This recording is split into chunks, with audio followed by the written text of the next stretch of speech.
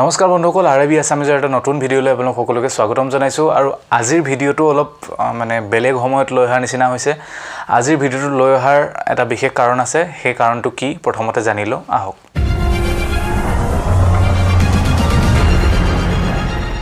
বন্ধুসকল আপোনালোকে নিশ্চয় গম পালেই টাটা হেৰিয়াৰৰ ওপৰত আজিৰ ভিডিঅটো হ'ব গতিকে টাটা হেৰিয়াৰৰ যেটো 2020 চনৰ মডেল হ'ব এই মডেলটোৰ লগত আমি পুৰণি মডেলটো এটা তুলনা কৰিম আৰু তুলনাৰ ফালৰ পৰা আমি চাম যে কেনেকুৱা ধৰণৰ পৰিৱৰ্তন এই নতুন মডেলটোত দেখিবলৈ পোৱা গৈছে বন্ধুসকল টাটা হেৰিয়াৰ যেটো 2020 চনৰ BS6 মডেল হ'ব সেই মডেলটো অহা কিছুদিনৰ ভিতৰতে অটো এক্সপোত মুকলি কৰা হ'ব 2020 চনৰ অটো এক্সপোত গতিকে ইয়াৰ বিষয়ে ইয়াৰ ব্ৰচাৰ বা এনেকুৱা ধৰণৰ কোনো ডকুমেন্টছ এতিয়ালৈকে উপলব্ধ হোৱা নাই যদিও টাটাৰ অফিচিয়েল যেটো ৱেবসাইট হয় সেই ৱেবসাইটত হেৰিয়াৰৰ বিষয়ে এটা পেজ লিষ্ট হৈ আহিছে আমি সেই পেজ চাই আজি যিমানখিনি মানে পাৰ্থক্য পৰিৱৰ্তন আমি দেখাম সেই গুটেখিনি সেই পেজটোৰ পৰা মানে মই চাই আপোনালোকৰ কাৰণে সংগ্ৰহ কৰিছো আৰু বন্ধুসকল এনেকুৱা কিছুমান ফিচাৰ্ছ এবাৰ টাটা হেৰিয়াৰত আছে যিবিলাকে আপোনালোকক টাটা হেৰিয়াৰ ফালে আকৰ্ষণ কৰিব পাৰে গতিকে চাই থাকক ভিডিঅটো নিশ্চয় আমি সকলোবিলাক আজি কভাৰ কৰিম ডিজাইনৰ ফালৰ পৰা চাবলৈ গলে আমি দেখিবলৈ পাম যে এইবাৰ গাড়ীখনত পুৰণি গাড়ীখনৰ তুলনাত বেছি ক্ৰমৰ ব্যৱহাৰ কৰা হৈছে পুৰণি গাড়ীখনত কোনো ধৰণৰ ক্ৰমৰ ব্যৱহাৰ কৰা নাছিল এইবাৰ ফ্ৰন্ট বাম্পাৰ গ্ৰিলৰ তলত তাৰ উপৰি হেডলেম্পৰ তলত সন্মুখৰ ফালৰ পৰা চাবলৈ গলে এই দুইটাত ক্ৰমৰ ব্যৱহাৰ কৰা গৈছে সন্মুখৰ ফালৰ আৰু যদি হালনি কথা আমি চাবলৈ যাওঁ ডিজাইনৰ ফালৰ পৰা সন্মুখৰ যেটো বাম্পাৰ হে বাম্পাৰটো আগতে আমি ডুৱেল টোন বা দুটা ৰঙৰ বাম্পাৰ আমি দেখিবলৈ পাইছিলো এইবাৰ সিঙ্গল ব্ল্যাক কালাৰ বাম্পাৰ গাড়ীখনত দেখিবলৈ পোৱা গৈছে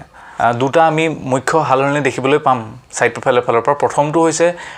ৰিয়াৰ আউটসাইড ৰিয়াৰ ভিউ মিৰৰত ইয়াতে কিছু পৰিমাণে হালনি কৰা হৈছে কালাৰ স্কিমৰ আগতে বডি কালাৰ আহিছিল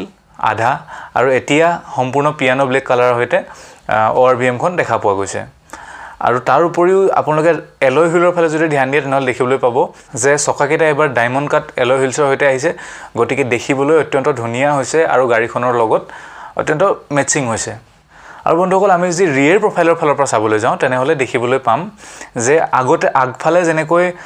বাম্পাৰ টু কালাৰ বাম্পাৰটো সিঙ্গল কালাৰলৈ পৰিৱৰ্তন কৰা হৈছে পিছফালেও তেনেকৈ আগতে যেনেকুৱা সিলভাৰ আৰু ব্ল্যাক ডুৱেল টোনৰ যেটো বাম্পাৰ আছিল সেই বাম্পাৰৰ ঠাইত ব্ল্যাক কালাৰ বাম্পাৰ পিছফালেও ব্যৱহাৰ কৰা হৈছে অকল আৰু পৰিৱৰ্তনৰ ফালৰ পৰা যদি আমি চাবলৈ যাওঁ তেনেহলে দেখিবলৈ পাম যে যিখন বুট ডোৰ হ'ব এই বুট ডোৰৰ তলফালে এটা ক্ৰোম কালাৰ ষ্ট্ৰিপ লগোৱা হৈছে তেনে বন্ধুসকল বাহ্যিকভাৱে চাবলৈ গলে ইমানখিনি তাৰ হালনি দেখিবলৈ পোৱা গৈছে ডিজাইনৰ ফালৰ পৰা বন্ধুসকল ইয়াৰ পিছৰ যেটো হালনিৰ কথা আমি ক'বলৈ বিচাৰিছো পৰিৱৰ্তনৰ কথা ক'বলৈ বিচাৰিছো হেতু কালাৰ স্কিমছৰ ফালৰ পৰা আহিছে কালাৰ স্কিমৰ ফালৰ পৰা ক'বলৈ গলে আগৰ যেটো গোল্ডেন ৰেড কালাৰ আছিল সেই কালাৰটোৰ ঠাইত বৰ্তমান সম্পূৰ্ণ ৰঙা ৰঙৰ গাড়ীখন উপলব্ধ বুলি জানিব পৰা গৈছে গাড়ীখনত কমফৰ্ট আৰু কনভেনিয়েন্সৰ ফিচাৰ্ছৰ ক্ষেত্ৰত কোনো ধৰণৰ বিশেষ কথা জানিব পৰা হোৱা নাই যদিও কিছুমান কথা ৱেবসাইটৰ পৰা গম পোৱা গৈছে হেকেটা মানে যেকেটা কমফৰ্ট এণ্ড কনভেনিয়েন্সৰ ফিচাৰ নতুনকৈ উপলব্ধ হ'ব হেকেটা হৈছে panoramic sunroof inner rear view mirror with auto dimming feature তাৰ উপৰিও electronically adjustable driver seat with lumbar support এইকেইটা কমফৰ্ট এণ্ড কনভেনিয়েন্সৰ ফিচাৰ আগৰ হেৰিয়াৰ লগত আগতে যিমানবিলাক ফিচাৰ আছিল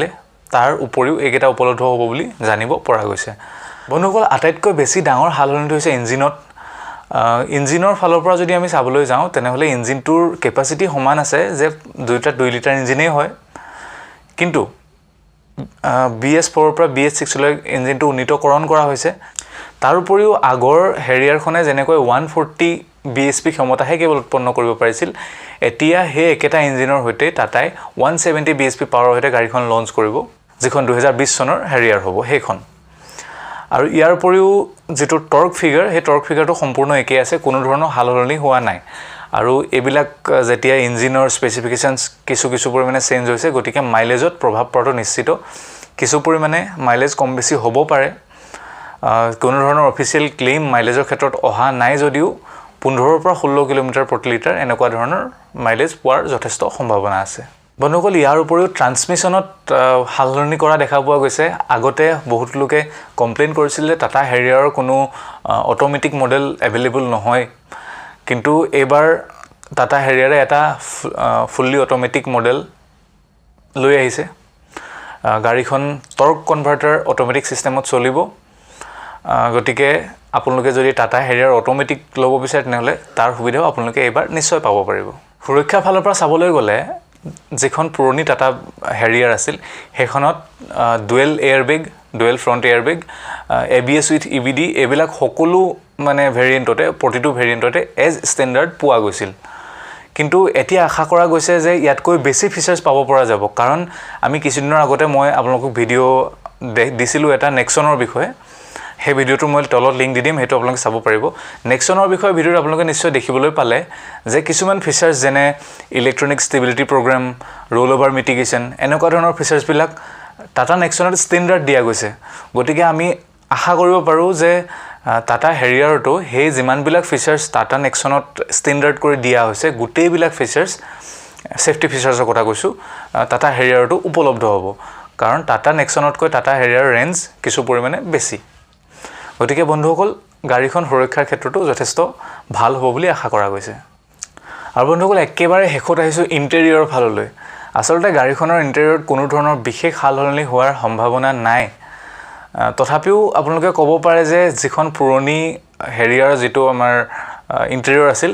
সেই ইণ্টেৰিয়ৰটো যথেষ্ট সুন্দৰ হয় যদি চেঞ্জ নহয়ও ইণ্টেৰিয়ৰ তেতিয়াও আপোনালোকে কোনো ধৰণৰ নিৰাশ হ'ব লগা কথা নাই কাৰণ টাটা হেৰিয়াৰৰ যিটো পুৰণি ইণ্টেৰিয়ৰ হয় সেইটোৱে যথেষ্ট উন্নত মানৰ হয় বহুতো ধৰণৰ সুবিধা সেই ইণ্টেৰিয়ৰ বৰ্ডখনত দেখিবলৈ পোৱা যায় বন্ধুসকল আজিৰ ভিডিঅ'টো ইমানেই ভিডিঅ'টো চাই কেনেকুৱা লাগিলে তলত কমেণ্ট কৰি ক'ব তাৰ ওপৰত ভিডিঅ'টো ভাল লাগিলে লাইক কৰিব সদায় কোৱাৰ দৰে আজি আপোনালোকক আকৌ অনুৰোধ কৰিব বিচাৰিছোঁ যে নিজৰ সুৰক্ষাৰ প্ৰতি সদায় ধ্যান ৰাখিব আৰু ট্ৰাফিক ৰুল মানি চলিব এই ট্ৰাফিক ৰুলবিলাক আপোনালোকৰ কাৰণে বনোৱা হৈছে গতিকে মানি চলাটো আপোনালোকৰ কৰ্তব্য বুলি ভাবিব আজিৰ ভিডিঅ'ৰ পৰা বিদায় লৈছোঁ নমস্কাৰ